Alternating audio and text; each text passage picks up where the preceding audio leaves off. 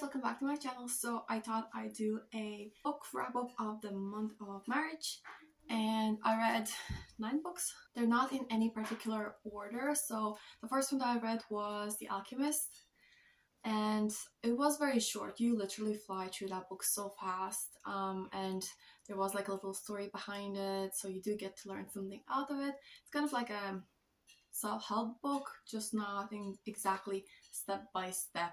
Ghost is another one that I read, and I felt like it wasn't too interesting. It did have a little bit of a plot, but then the first 20% of the book you're reading and you're not really in it. Like, you're not exactly sure what's happening or whose point of view are you reading. Are you reading from the same point of view? So that kind of threw me off. The next book that I read is The Defense, and I believe he's an Irish author. Quite a bit of plot happening in the book. At times I felt like it could have been more of a shorter book. I tried anything similar to it, so I did like the book in the end. So I do want to read the sequel to it. So the next book I read is The Minute I Saw You by Paige Toon, and I really liked her writing style. It seemed a bit similar to Colleen Hoover. So the book is not like an average romance book where, you know, a boy meets girl and they fall in love. So each of them had a secret, the boy and the girl. It was more of a dark secret, so I did like that. Overall, I really like the book, and I want to read a couple more of her books because I really like her writing style. Next book I read is Conversations with Friends by Sally Rooney, and the first book I read of hers is Normal People, and I genuinely did not like that book at all. And that was the most frustrating book to read. The two main characters were just not a good match. But for the Conversations of Friends, I thought it was easier to read through. Like, it wasn't where you wanted to wreck your head in the wall. Like, it wasn't to that extent. But I just don't like her writing style. And it was more of a kind of book where you read through these two friends who end up meeting this married couple, and how they, you know, conversations between friends and what they learn about one another. I don't want to spoil anything there, but it wasn't too bad of a book.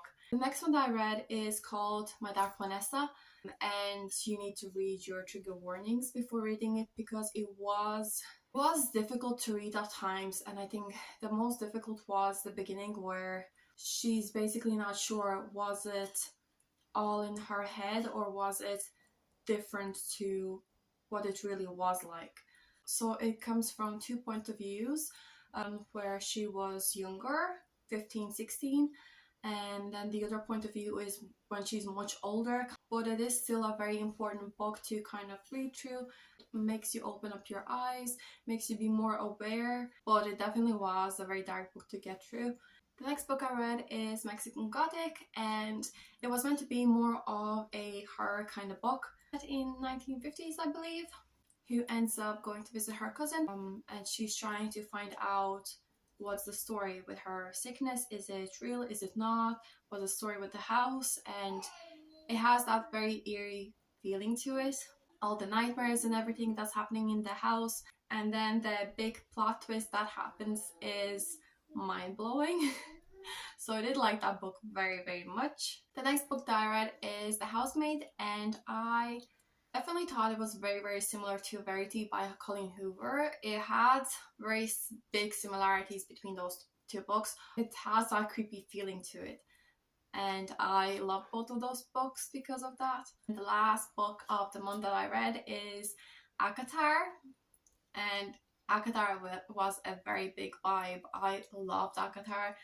The first book was unbelievable. It was like literally just out of anything I've read. So it's a fantasy book, and I wasn't sure how I would feel about a fantasy book.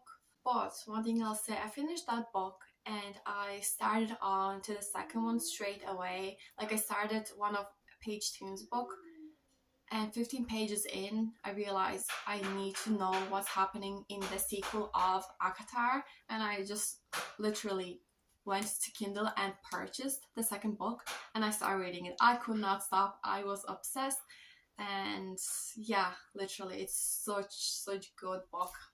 yeah, and that's a wrap up of all the books I read through March, and I cannot believe I read 9 books. To me, that's a shocker count because I did not read that much to begin with before. So I guess I fell out of my slump. But yeah, I'll see you in my next video.